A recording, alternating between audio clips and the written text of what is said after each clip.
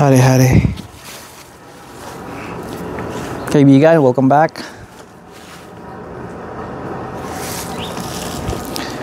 Ang video na ito ay kakaiba. Bihira akong gumawa ng video na ganito. Sa channel na to, baka madalas, titingnan natin tungkol sa jacket. Ang ganda niya, no? Made by Carhartt. Bagong release. Ang tawag sa release nila, they call it, they have names for their jackets. Coats, pants, ganon. This one is called Crafted Series. Dedicated ito sa mga manggagawa noong unang panahon na mga ninuno, mga lolo-lolo natin, at mga iron workers, mga loggers, mga bumuo ng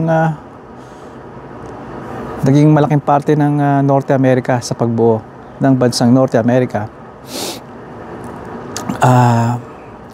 2-3 weeks nang nakakaraan, nakakatanggap ako ng mensahe sa isa sa mga video ko. I believe subscriber ko siya. Ang sinabi niya sa akin, ang pangalan niya ay Norman. Norman, shout out to you, Norman. Maraming salamat sa pagmensahe mo sa akin. Dahil yung konting message mo na yon, you took your time, nakatulong sa akin na makuha ang isa sa mga gusto kong jacket. And I believe limited edition to, meaning pagkatapos maubos lahat ay ang mga paninda nila ay hindi na ito maulit, maaaring maulit ang matagal na panahon. Ibig sabihin nun, kung tama hinala ko, ay hindi ako naggumawa ng mga research. Typically na nangyayari sa mga sikat na mga brands ay they release it at maraming bibili pag-uunahan at mawawala nga siya ng matagal na panahon, tataas ang value niya, magiging hahanap-hanapin ng mga tao, lalo na mga collectors.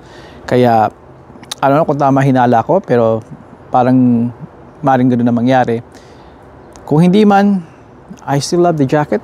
At sa totoo lang, hindi ko alam gagawin, Norman, kung isusuot ko to, kung anong, or definitely isusuot ko, pero hindi ko alam talaga. I just nakita ko at nagustuhan ko, in-order ko kagad nung gabi o araw. Gabi yun, nakuha ko yung message mo, na nabasa ko yung mensahe mo nga, kumuha agad ako.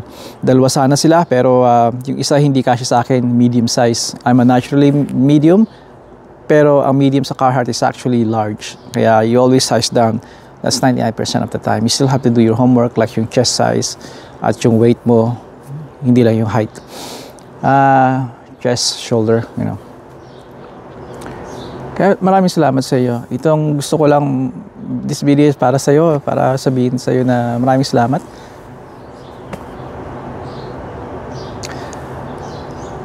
Maaaring gumawa ako ng video nito, maaaring sa kabila kong website or dito, website channel or dito nga kung anong mga features niya. Doon sa mga nagtataka, anong ka-specialan nito? Well, dalawa ang pinakang kilala ang Carhartt na jacket at coat na legendary, o sabihin natin ng not legendary.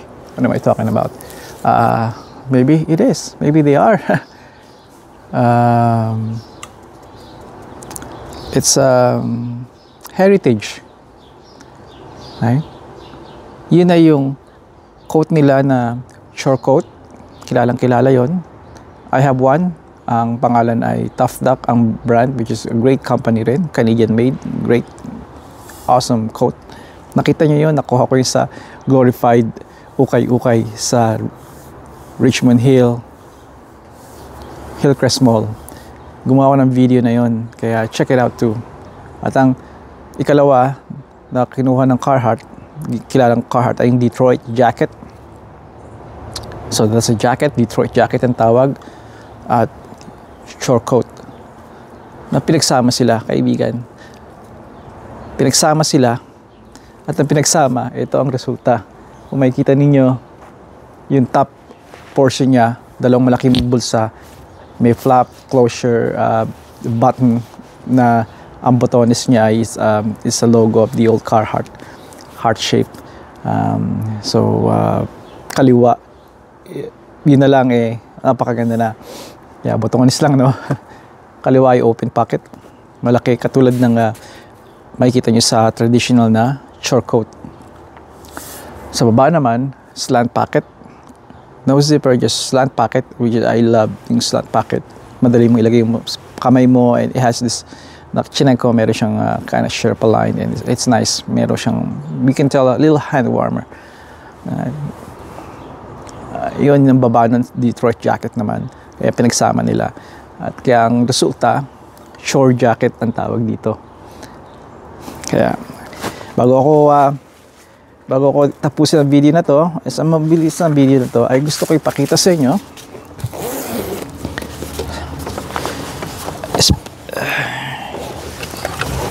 marami akong mga, by the way, alam nyo kagandahan nito dahil ito yung hahanapin ng mga tao, lalo ng mga collectors. Made in the USA. Made in USA. Kaya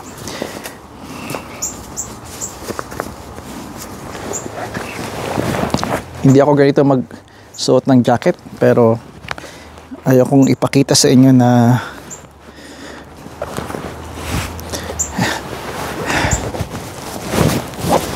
hindi pa naghihilom yung kaliwa kong balikat. And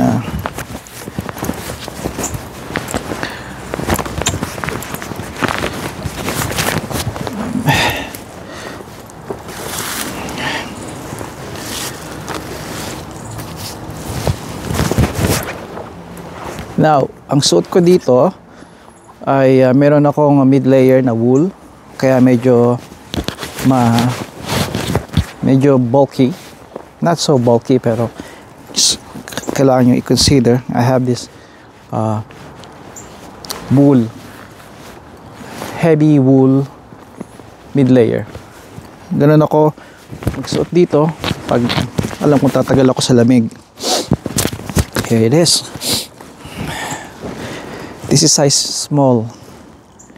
At the zipper, I think tatawag again yung bulsa, that's Detroit jacket. Bulsa ng Detroit jacket to. Makikita niyo to sa mga luma at even bagong version ng Detroit jacket. Sa taas nga naman ay dalawang pocket ng resemblance, hawig gawa mula sa design na kinuha mula sa short coat. Open pocket at flap pocket with button closure. Parang hindi ko nabubuksan. Pero this is, again, there you go. Nakikita ko to sa mga collectors nga, at I won't be surprised kung ito yung mga I don't think na gagamitin ko to sa pagtanggal ng snow, pagpala ng snow, at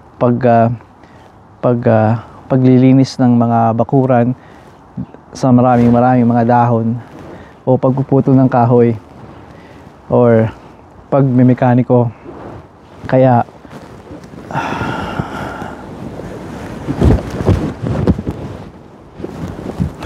maraming salamat, Norman. At again, ito lang ang video ko. Alright, back to the regular program. Hanggang sa muli, kaibigan, padayon.